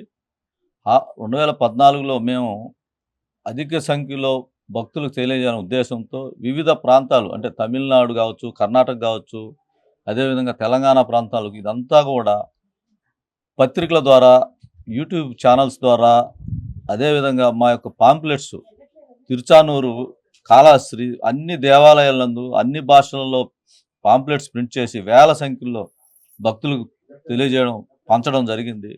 ఆ క్రమేణా 2014లో మా యొక్క ఆదాయం, గుడి యొక్క ఆదాయం 20,000 రూపాయలు మాత్రమే పర్ మంత్ ఉండేది. అలాంటిది 2019 నాటికి చివరి నాటికి మేము నెలకు 2 లక్షలు వచ్చే విధంగా తయారు చేయడం జరిగింది. భక్తులు అధిక సంఖ్యలో కూడా రావడం జరిగింది. భక్తులకు సౌకర్యం ఈ దేవాలయానికి ఎక్కడ కానీ ఒక సెంటు భూమి మాత్రం కూడా లేదు. అలాంటి రోజుల్లో మేము పక్కనే మా గ్రామంలోనే ఒక పాఠశాల ఉంటే దాన్ని తీసేసి అక్కడ భక్తుల సౌకర్యార్థం 4 రూములను వసతి గృహాన్ని 40 లక్షలతో వసతి గృహం ఏర్పాటు చేయడం జరిగింది. అది కూడా ఇప్పుడు భక్తులకి వసతి గృహంగా ఉంది. అదేవిధంగా 19 వరకు నేను ఈ దేవాలయం చైర్మన్గా ఉన్నాను. తర్వాత గవర్నమెంట్ మారడం, తర్వాత కూడా మరి ఆ గవర్నమెంట్లో కూడా కొన్ని కార్యక్రమాలు జరిగాయి. అదేవిధంగా 14 నుంచి 19 వరకు చైర్మన్ చేశాను. మరి తర్వాత ఇప్పుడు ఈ కూటమి ప్రభుత్వం వచ్చిన తర్వాత కూడా 2024లో కూడా నన్ను చైర్మన్ చేయడం జరిగింది. మాకు చైర్మన్ పదవి వచ్చి కూడా 6 నెలలు మాత్రమే అయింది. అంతవరకు గవర్నమెంట్ వచ్చిన వెంటనే మేము కొన్ని కార్యక్రమాలు ఇక్కడ చేస్తూ వచ్చాం. కొన్ని సిస్టమేటిక్గా చేయడం వల్ల మాకు గవర్నమెంట్లో కూడా 9 లక్షల రూపాయల ఆదాయం మాకు చూపించారు. ఈ 2 ఇయర్స్లోనే మేము భక్తులను అధిక సంఖ్యలో రావడమే కాకుండా దగ్గర 2 కోట్ల రూపాయలు ఈరోజు మా యొక్క గుడి ఆదాయంలో ఉంది. భక్తులు కూడా అధిక సంఖ్యలో వస్తున్నారు మా ప్రయత్నం అయినందువల్ల. ఆ ప్రయత్నంలో భాగంగా మేము ఏం చేసామంటే ఈ మధ్యలో కూటమి ప్రభుత్వం వచ్చినాక మా ఎమ్మెల్యే గారు ఎంతో ఈ యొక్క దేవాలయం అభివృద్ధి చేయాలనే ఉద్దేశంతో వారు కూడా ఎంతో కృతనిశ్చయంతో ఈ గ్రామంకు ఈ దేవాలయానికి కూడా ప్రతినిత్యం ఆయన సూచనలు సలహాలు ఇవ్వడం జరుగుతూ ఉంది. దానిలో భాగంగా తిరుపతి నుంచి ఈ యొక్క మార్గం కూడా మాకు కొంచెం ఇబ్బందిగా ఉండేది. మేము కూడా మా సొంత నిధులతో కూడా కొంత డబ్బులు వెచ్చించి పాపానపేట అనే బైపాస్ మార్గం ఒకటి వేసిన తర్వాత భక్తులు కూడా ఆడ ఇబ్బంది లేకుండా, ట్రాఫిక్ సమస్యలు లేకుండా కూడా రావడం జరిగింది. దానికి మేము వేసిన తర్వాత మా యొక్క ఎమ్మెల్యే గారి కృషితో, కలెక్టర్ గారి కృషితో 3 కోట్ల రూపాయలు శాంక్షన్ చేసి ఆ బైపాస్ రోడ్డు కూడా ఇప్పుడు తార్ రోడ్డు నిర్మాణం జరుగుతూ ఉంది. ఆ విధంగా భక్తులు కూడా సౌకర్యంగా వస్తున్నారు. మరియు తిరుపతి నుంచి ప్రతి టైంకి బస్సులు తక్కువగా ఉన్నందువల్ల ఆర్టీసీ వారితో కూడా మాట్లాడి వారి యొక్క సహకారంతో ప్రతి 1 అవర్కి ఇప్పుడు తిరుపతి నుంచి గుడిమల్లం బస్సు వస్తూ ఉంది. కాబట్టి భక్తులు కూడా ఈ యొక్క సౌకర్యాన్ని ఉపయోగించుకోండి. దానికి కూడా తిరుపతిలో బయలుదేరి గుడిమల్లం క్షేత్రం చూసుకున్న తర్వాత శ్రీ కాళహస్తి క్షేత్రాన్ని దర్శించుకొని తర్వాత తిరుపతిలో వాళ్ళని వదిలిపెట్టడం జరుగుతుంది. దాన్ని కూడా ఒక ప్యాకేజ్ మార్గంగా చేస్తూ కేవలం 115 రూపాయలతోనే వాళ్ళకి ఈ 3 క్షేత్రాలు దర్శనం చేసుకొని తిరుపతిలో వదులుతున్నారు. కాబట్టి ఈ అవకాశాన్ని కూడా ఉపయోగించుకోవాలి. అదేవిధంగా ఈ యొక్క గుడి డెవలప్మెంట్లో భాగంగా ఈ మధ్యకాలంలో అంబానీ కుటుంబం వారు కూడా ఈ యొక్క దేవాలయానికి 25 కోట్ల రూపాయలు ప్రకటించడం జరిగింది. ఆ 25 కోట్ల ప్రకటన మా ఎమ్మెల్యే కృషితో జరగడం, ఆయన ఆశీర్వాదంతో జరిగింది. దాన్ని కూడా ఇప్పుడు మేము ఈ యొక్క టెంపుల్ డెవలప్మెంట్ చేయాలంటే ఇది ఆర్కియలాజికల్ సర్వే ఆఫ్ ఇండియాలో ఉంది కాబట్టి టెంపుల్ లోపల మనం ఎలాంటి కట్టడాలు కానీ ఏమి చేయలేము కాబట్టి ఈ యొక్క టెంపుల్ చుట్టూ ప్రాహారం మాడ వీధులు కూడా లేదు. కాబట్టి గుడి చుట్టూ మాడ వీధులు తయారు చేస్తూ అదేవిధంగా ఒక 10 acres ల్యాండ్ ప్రొక్యూర్ చేసుకొని ఈ యొక్క డెవలప్మెంట్కి ఉపయోగపడే వసతి భవనాలు కావచ్చు, రోడ్డు సౌకర్యము, ఈ మాడ వీధులు తయారు చేసిన వల్ల అంటే స్వామివారి ఊరేగింపులు శివరాత్రికి కావచ్చు, ఆడికృతికి కావచ్చు, మంచి ఉత్సవాల రోజుల్లో కూడా ప్రాహారం చుట్టూ స్వామివారిని ఊరేగింపుగా ప్రదర్శన చేయొచ్చు అనే ఉద్దేశంతో వారిచ్చే ఫండ్స్ను కూడా సద్వినియోగం చేయాలని మా ఎమ్మెల్యే ద్వారా మేము భక్తులు కూడా తెలియజేస్తున్నాం. కాబట్టి వచ్చే రోజుల్లో ఇంకా ఈ యొక్క దేవాలయం ఎంతో అభివృద్ధి చెందుతుందని మీ ద్వారా భక్తులు కూడా తెలియజేస్తూ భక్తులు కూడా ఈ క్షేత్రాన్ని అధిక సంఖ్యలో వచ్చి పాల్గొని స్వామి కృపకు పాత్రులు కావాలని కోరుకుంటున్నాం. ఎంతో చక్కగా కూడా ప్రతి ఒక్కరూ కూడా గుడిమల్లం దేవాలయాన్ని దర్శించుకోవాలని ఇక్కడికి రోడ్డు మార్గాన్ని కూడా ప్రత్యేకంగా వేసే ఏర్పాటు చేస్తున్నారు. అలాగే తిరుపతికి వచ్చే ప్రతి ఒక్క భక్తులు కూడా వారికి ఇక్కడికి రావడానికి బస్సు సౌకర్యం అనేది అందుబాటులో ఉంది. ఇక్కడికి వచ్చి తర్వాత శ్రీకాళహస్తి వెళ్ళి మళ్ళీ తిరుపతికి చేరుకోవడం ఒక ప్యాకేజ్ లాగా కూడా ఏర్పాటు చేస్తారు. ఏది ఏమైనప్పటికీ కూడా అద్భుతమైన అతి పురాతనమైన ఈ గుడిమల్లం దేవాలయాన్ని ప్రతి ఒక్కరూ కూడా దర్శించుకోవాలి. ఎందుకంటే బ్రహ్మ విష్ణు మహేశ్వర ఏక స్వరూపం ఏకశిలలో చాలా అద్భుతంగా గోచరంగా ఉన్న ఆ స్వామివారి దివ్య మంగళ స్వరూప దర్శనమే సర్వ పాపహరణం మోక్షప్రదాయకం.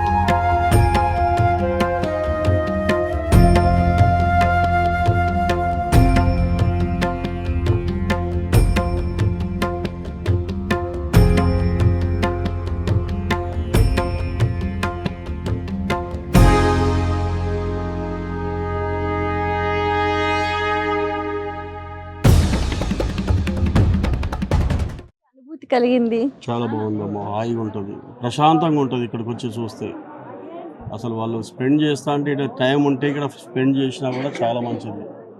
ఎందుకంటే ఏసీలు పెట్టుకుంటే లేని కూలింగ్ అక్కడ మామూలుగానే వస్తుంది. అక్కడ గ్రేట్.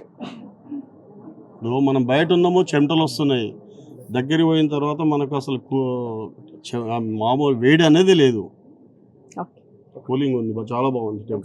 ఓల్డ్ కన్స్ట్రక్షన్, మళ్ళీ బ్యాక్ సైడ్ మొత్తం రౌండింగ్ ఉన్న చూడండి, అది ప్రత్యేకంగా స్టోన్ కటింగ్ రౌండింగ్ వచ్చింది. ఎక్కడి నుంచి వచ్చారు మీరు? తిరుపతి నుంచి వచ్చారా? తిరుపతి నుంచి ఇక్కడికి వచ్చినామా. ఎలా వచ్చారు? By vehicle. మీరు అసలు హైదరాబాద్ నుంచి, సారీ, మీ పేరు ఎక్కడి నుంచి వచ్చారు? సికింద్రాబాద్, బోయిన్పల్లి సికింద్రాబాద్. మళ్ళా మొత్తం ఒకసారి చెప్పండి. బోయిన్పల్లి సికింద్రాబాద్, హైదరాబాద్కి వెళ్ళి వచ్చినాం మేము. నిన్న వచ్చినాము, దర్శనం ఇక్కడికి వచ్చి కింద అమ్మవారిని దర్శనం చేసుకున్నాము. నిన్న ఏకాదశి కాబట్టి అక్కడ దర్శనం చేసుకుని ఇక్కడికి వచ్చినాం. ఫస్ట్ ఇక్కడికే వచ్చింది. ఎలా అనిపించింది ఇక్కడ దర్శనం చేసుకున్న తర్వాత? చాలా బాగుంది. ఓకే, మీరు ఒక్కరే వచ్చారా? ఎలా, ఎవరితో వచ్చారు? మా ఫాదర్. మేము హైదరాబాద్ నుంచి వచ్చామండి, దిల్సుఖ్ నగర్ లో ఉంటాము. ఇక్కడికి ఒక 3-4 టైమ్స్ వచ్చాము మేము. అవునా? ఎలా అనిపించింది? బాగుంటుందండి, వైబ్స్ వేరేగా ఉంటాయి, ఇక్కడ హ్యాపీగా ఉంటుంది. ఓకే, మీ పేరు? శ్రీనివాసరావు అండి, బీవీటీ శ్రీనివాసరావు ఫ్రమ్ హైదరాబాద్ అండి. ఇప్పుడు 4th టైం అండి ఇక్కడికి రావడం కూడా. వైబ్స్ చాలా బాగుంటాయి, ఇక్కడికి వస్తే హ్యాపీగా ఫీల్ అవుతామండి. ఓకే, ఎలా వచ్చారు అంటే? ట్రాన్స్పోర్ట్ బై ట్రైన్ అండి. నా పేరు ప్రశాంత్, తిరుపతి నుంచి వస్తున్నా. అండ్ స్వస్థలం వచ్చి తిరుపతి. మేము ఇప్పుడు హైదరాబాద్ లో ఉంటున్నాం 15 years నుంచి. గుడిమల్లం చాలా ప్రసిద్ధి చెందిన దేవాలయం, ఒకసారి దర్శనం చేసుకుందాం అని వచ్చాం. కానీ మనసుకు చాలా ప్రశాంతత అనిపించింది. సో ఏమైనా కోరికలు కోరుకున్నారా? దేవుడి దగ్గర మనం ఏం కోరుకుంటాం, మా నాన్నే ఆయన ఇస్తాడు. సకాలంలో ఎప్పుడు ఇవ్వాలో ఆయనకు అన్నీ తెలుసు. ఈశ్వరుడే కదా సృష్టికర్త, ఆయన ఇవ్వాలి మనకి. వచ్చిపోయేది మనం ఇక్కడ గెస్ట్ లాగా భూమి మీద వస్తాం, పోతాం, ఆయన ఇవ్వాలంతే. సార్ నమస్తే అండి, మీ పేరు, ఎక్కడి నుంచి వచ్చారు? సూర్యనారాయణరావు అమ్మ. నేను ఏపీ టూరిజం ఎంప్లాయీని, ఏపీ టూరిజంలో గైడ్గా పనిచేస్తున్నానమ్మా. ఎవ్రీ వీక్లో ఒక 2 times 3 times ప్యాకేజెస్ వస్తాయి మాకు. ఆ ప్యాకేజ్ని తీసుకొని మేము డైలీ ఇక్కడ తీసుకొని వస్తూ ఉంటాము. ఇది దాని ఏమంటారు, ఫస్ట్ శివలింగము. ఇక్కడ రాగానే మాకు ఇక్కడ ఉండే స్టాఫ్ వాళ్ళందరూ బాగా సహకరించి మా ప్యాకేజ్లో ఎవరైతే వచ్చినారో వాళ్ళకందరికీ లోపల నుండి హిస్టరీ అంతా చెప్పి అంతా తీసుకొచ్చి దర్శనం అంతా చేసి తీసుకొని పోతుంటారు సార్. ఇది ఎవ్రీ రొటీన్గా జరిగే ప్యాకేజీ, చాలా బాగుంటుంది. ఈ గుడికి వచ్చినంత వరకు చాలా ప్రశాంతంగాను చాలా హ్యాపీగా ఉంటుంది సార్ మాకు. ఓకే, ఇప్పుడు ఎవరైనా కొత్తగా గుడిమల్లంకి రావాలి అనుకునే వారికి మీరు ఇచ్చే సలహాలు సూచనలు? గుడిమల్లంకి రావాలంటే ఫస్ట్ శివలింగం, ప్రపంచంలో ఏర్పడిన ఫస్ట్ శివలింగం. ఇక్కడికి వచ్చి ట్రాన్స్పోర్టేషన్ వచ్చి ఏపీఎస్ఆర్టీసీ ట్రాన్స్పోర్టేషన్ ఉంది. మాది స్వయంగా ఏపీ టూరిజం బస్సెస్ ఉన్నాయి. మా శ్రీనివాసం కాంప్లెక్స్ కానీ విష్ణు నివాసం కాంప్లెక్స్ కానీ టికెట్ బుక్ చేసుకున్నారంటే అక్కడ నుంచి మేము వచ్చి దర్శనాలు చేసి తీసుకెళ్తాం. గుడిమల్లము ఈ చుట్టుపక్కల ఉండే గుళ్ళన్నీ చూపించి తీసుకెళ్తాం. ఏపీ టూరిజం బస్సెస్ ఉన్నాయి, దానికంటూ ఉన్నాయి మినీ బస్సు, పెద్ద బస్సు, ఫ్యామిలీ బస్సెస్ కూడా కావాలంటే కూడా పెద్ద బస్సులు కానీ చిన్న బస్సులు కానీ అన్ని అరేంజ్ చేసి తీసుకొని వస్తాం. ఓకే, అసలు మీకు ఇక్కడ స్వయంగా శివలింగం దర్శనం చేసుకున్న తర్వాత ఎలాంటి అనుభూతి చాలా కలిగింది? ప్రశాంతంగా ఉంటుంది. ఇక్కడికి వచ్చి ప్యాకేజీలు వారానికి 2 సార్లు 3 సార్లు వస్తాను. ఇక్కడికి వచ్చి దర్శనం చేసుకుంటే నిజంగా చాలా ప్రశాంతంగా ఉంటుంది. ఇక్కడ నుంచి మళ్ళీ కాళహస్తి పోతాం. ఈ ఈశ్వర దర్శనంతోనే మాకు జన్మ ధన్యం అయిపోతుంది. ఇక్కడ రావడమే మాకు కొన్ని 1000 జన్మల పుణ్యఫలం మాకు. ఇది చాలా బాగుంటుంది, చాలా ప్రశాంతంగా ఉంటుంది. Thank you. గంగాధర శంకర కరుణాకర మామవ భవసాగర తారక భో శంభో శివ శంభో స్వయంభో భో శంభో శివ శంభో స్వయంభో నిర్గుణ పరబ్రహ్మ స్వరూప గమ గమ భూత ప్రపంచరహిత నిర్గుణ పరబ్రహ్మ స్వరూప గమ గమ భూత ప్రపంచరహిత నిజ గుణ విహిత నితాంత అనంత ఆనంద అతిశయ అక్షయలింగ భో శంభో శివ శంభో స్వయంభో భో శంభో శివ శంభో స్వయంభో ధిమిత ధిమిత ధిమి ధిమి కిట కిటతో తోం తోం తరి కిట తరి కిట కిటతో ధిమిత ధిమిత ధిమి ధిమి కిట కిటతో తోం తోం తరి కిట కిటతో మతంగ మునివర వందిత ఈశా. గుడిమల్లం దేవాలయాన్ని మీరంతా దర్శించుకున్నారు కదండి. భారతదేశంలోనే మొట్టమొదటి అరుదైన శివాలయం. మరి ఆ స్వామి వారిని దర్శిస్తే సకల రోగాలు, సకల దోషాలు తొలగిపోయి జీవితంలో అభివృద్ధి కలుగుతుంది అనటంలో సంశయం లేదు. ఓం నమః శివాయ.